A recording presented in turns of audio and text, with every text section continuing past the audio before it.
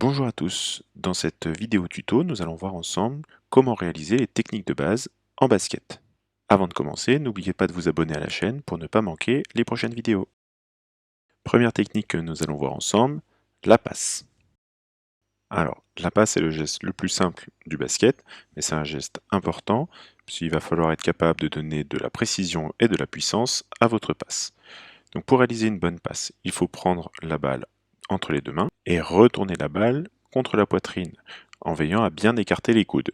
Ensuite, il faudra pousser en même temps dans les deux bras pour propulser la balle dans la direction où on le souhaite. Au basket, il est aussi possible de faire une passe à rebond. Le geste est le même, c'est juste qu'il faudra envoyer la balle en direction du sol pour faire une passe à rebond. Au niveau de la zone qu'il faudra viser, on essaye de faire le rebond à 2/3 de la distance qui nous sépare de notre partenaire. Deuxième technique de base que nous allons voir pour le basket, il s'agit du dribble, qui va permettre de passer un adversaire ou d'avancer. Le dribble au basket peut se faire à l'arrêt ou en déplacement. La chose principale à retenir, c'est que pour un bon dribble, il faut que le ballon rebondisse à peu près à hauteur de hanche, pas moins haut et pas plus haut. Pour réussir cela, il va falloir faire attention à être assez souple au niveau du poignet et d'utiliser une action complète de toute l'articulation. Bien sûr, au basket, le dribble se fait à une seule main, mais on peut alterner entre la main gauche et la main droite, comme on le voit sur ce passage de la vidéo. Il faut essayer de faire un rebond devant nous à ce moment-là. À certains moments, il peut aussi être utile de feinter un adversaire. Pour cela, on va pouvoir utiliser des variantes dans les dribbles, comme le dribble sous la jambe, et on pourra même enchaîner deux dribbles sous la même jambe. Ceci permettra au joueur qui a la balle de créer de l'incertitude chez son adversaire et de pouvoir le surprendre au moment de partir sur un dribble. Nous allons maintenant passer au tir en appui, donc une des techniques les plus importantes en basket. Un bon tir en basket commence déjà par le placement des mains sur la balle. Donc la main forte, donc pour un droitier ce sera la main droite, va se placer sous le ballon, quand l'autre main va se placer sur le côté. Ensuite, c'est la position des bras qui va être importante. Donc il va falloir que l'articulation du coude et l'articulation du poignet soient fléchies à 90 degrés. Et ensuite, il faudra pousser dans ces deux articulations pour envoyer le ballon vers le haut. Pour obtenir un peu plus de force et pouvoir tirer d'un peu plus loin, il va falloir aussi utiliser la poussée des jambes et coordonner la poussée des jambes avec la poussée des bras. Après, la trajectoire et la zone visée vont être importantes en basket. On peut en effet tirer directement dans le cercle sans rien toucher, ce qui va s'appeler un switch.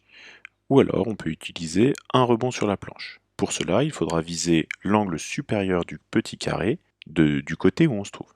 Et ainsi, avec le rebond, ça donnera une trajectoire qui devrait aller le plus souvent possible directement dans le filet. Cette technique de viser l'angle supérieur est valable quand on se retrouve sur le côté du panier, en diagonale par rapport à l'axe du panier. Maintenant, si on est dans l'axe, comme pour un lancer franc par exemple, on peut soit réaliser un switch, là aussi, soit utiliser la planche. Si on cherche à utiliser la planche, il faudra viser la ligne supérieure du carré, donc plutôt au milieu de cette ligne.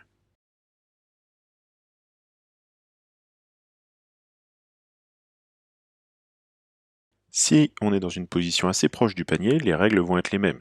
Viser l'angle supérieur quand on est sur le côté. Il faudra simplement adapter la force et tirer beaucoup moins fort pour ne pas que le ballon reparte trop loin derrière.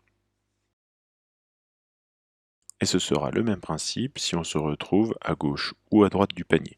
Toujours essayer de viser l'angle supérieur qui est de notre côté. Nous allons maintenant pouvoir voir ensemble le tir en course. Le principe du tir en course est le même pour plusieurs types de tir en course, mais on va trouver plusieurs finitions différentes. On aura tout d'abord le lay-up. C'est une technique de tir qui va servir à ralentir le ballon.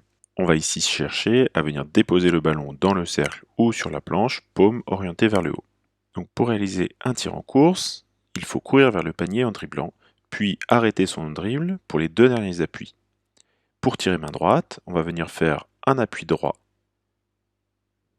ici entouré en vert, puis un appui gauche, et sur le dernier, on va essayer de sauter très haut pour se rapprocher le plus possible du cercle. À vitesse réelle, on voit qu'on essaye de venir accélérer les deux derniers appuis pour prendre de la vitesse, puis aller vers le haut. Autre technique possible, on va utiliser le push-up. C'est une technique de tir qui va redonner de la vitesse au ballon. Ici, on va avoir le coude fléchi et le poignet fléchi, et on va utiliser une action du bras et du poignet pour venir pousser sous le ballon pour redonner de la vitesse. Si vous manquez un peu d'impulsion au moment du tir en course, il sera plus sûr et plus sécuritaire de venir tirer avec un rebond sur la planche. Si vous avez suffisamment d'impulsion, vous pourrez venir déposer le ballon dans le cercle directement, voire vous pourrez dunker. Enfin, il peut arriver que vous soyez, pendant votre tir en course, gêné par un défenseur. Vous pourrez alors rajouter des feintes, des mouvements en plus pour venir éviter les bras du défenseur qui sera là pour vous contrer. Voilà, cette vidéo est maintenant terminée, ça va être à vous de vous entraîner pour réussir ces différentes techniques. N'oubliez pas de vous abonner à la chaîne pour ne pas manquer les futures vidéos.